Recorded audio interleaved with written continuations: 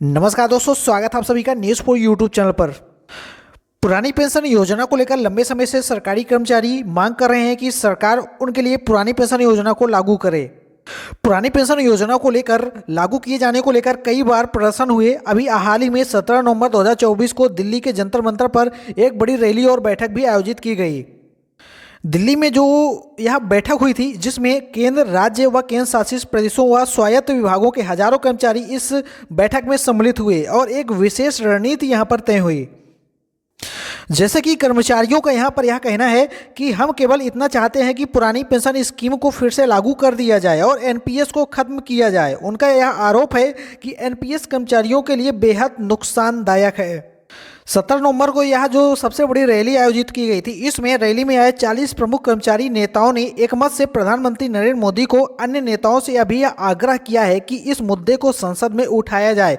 उनका कहना है कि पुरानी पेंशन बहाली से न केवल कर्मचारियों का भविष्य सुरक्षित होगा, बल्कि सरकार के प्रति उनका विश्वास और भी अधिक मजबूत हो जाएगा।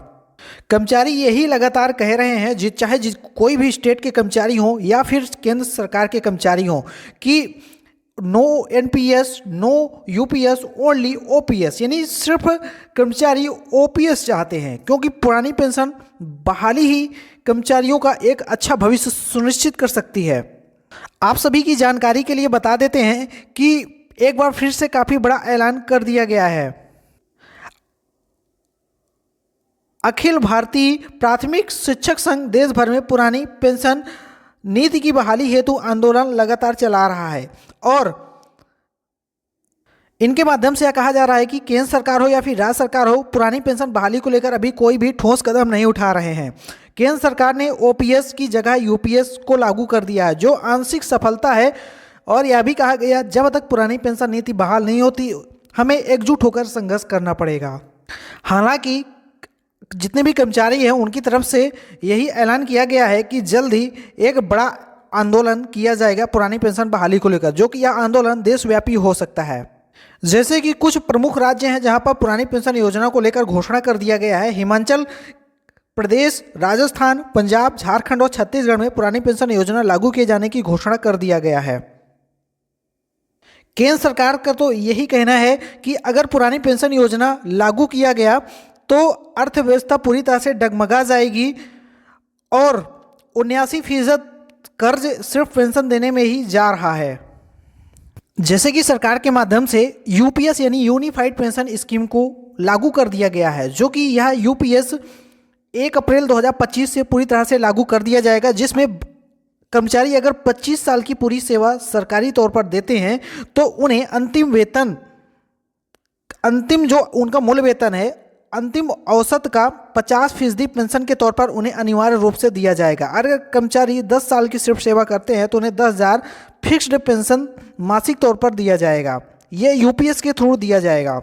वैसे जानकारी निकल कर आ रही है कि सरकार अभी पेंशन स्कीम में और भी कई बड़े सुधार करने जा रही है, जो कि ओपीएस की तर्ज पर ही यह सुधार हो सकता है, जो कि कर्मचारियों के लिए यह एक बहुत अच्छी खबर है। हालांकि अभी इस पर सरकार लगातार बैठक कर रही है। अभी आने वाले टाइम में और भी कई मीटिंगें होनी है।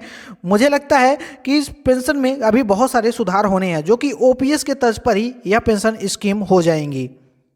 ओपीएस पेंशन इसलिए कर्मचारी पसंद कर रहे हैं क्योंकि इसमें फैमिली पेंशन का भी प्रावधान है, जिसके अनुसार अगर रिटायर होने के बाद कर्मचारी की मृत्यु होती है तो उनकी पेंशन का 60% हिस्सा परिवारजनों को दिया जाएगा। यूपीएस में रिटायरमेंट पर एकमुश्त राशि दी जाएगी।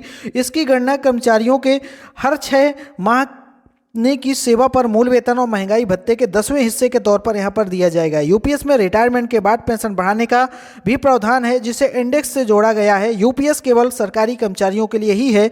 इससे 23 लाख से ज़्यादा केंद्रीय सरकारी कर्मचारी लाभान्वित 1 अप्रैल 2025 से होने जा रहे हैं। आपको बता दिया जाता है कि पुरानी पेंशन योजना यानी ओपीएस के अंतर्गत केंद्र और राज्य सरकार के जो कर्मचारी हैं, उनकी अंतिम बेसिक सैलरी का आधा यानी 50% पेंशन के तौर पर पहले से तय था और इसी के साथ महंगाई से राहत के लिए डीए को भी इसमें सम्मिलित किया गया था। अब यही नियम यूपीएस में भी तय कर दिया गया है, लेकिन थोड़ा सा यूपीएस और ओपीएस में डिफरेंस है। ओपीएस के थ्रू ग्रेचुइटी का लाभ भी दिया जाता था, जो कि यूपीएस में भी यह बरकरार रखा गया है। इसके अलावा यूपीएस में एनपीएस की भी एक खासियत को यहाँ पर सम्मिलित किया गया है, जो अंशदायी वित्त पोषित योजना यानी कंट्रीब्यूटरी फाइनेंस स्कीम है। इसके तहत कर्मचारी खुद ही अपने पेंशन फंड में योगदान करता है ताकि रिटायरमेंट पर उन्हें ज़्यादा पेंशन मिल सके। आपको बता दिया जाता है जो नई पेंशन स्कीम है इसमें फंड का 40% पैसा निवेश में जाता है और कोई गारंटी नहीं रिटायरमेंट के बाद आपको कितना मिलेगा। इसलिए सरकार ने यूपीएस संशोधन करके एक नई पेंशन स्कीम को लाया है। अब कर्मचारी मांग कर रहे हैं कि अगर सरकार हमारे लिए इतना झुकी है तो यूपीएस से ओपीएस में भी सरकार झुक सकती है, और इसीलिए सरकारी कर्मचारी लगातार मीटिंग कर रहे हैं, प्रदर्शन कर रहे हैं, सरकार से मांग कर रहे हैं। और मुझे लगता है कि 2025 में पुरानी पेंशन बहाली हेतु सरकार कुछ बड़े कदम उठा सकती है। बाकी आपका क्या कहना है कमेंट करके बताइए। चैनल पर नए हैं तो चैनल को सब्सक्राइब जरूर कर लें, बेल आइकन को प्रेस कर लें। Thank you. जय हिंद, वंदे मातरम।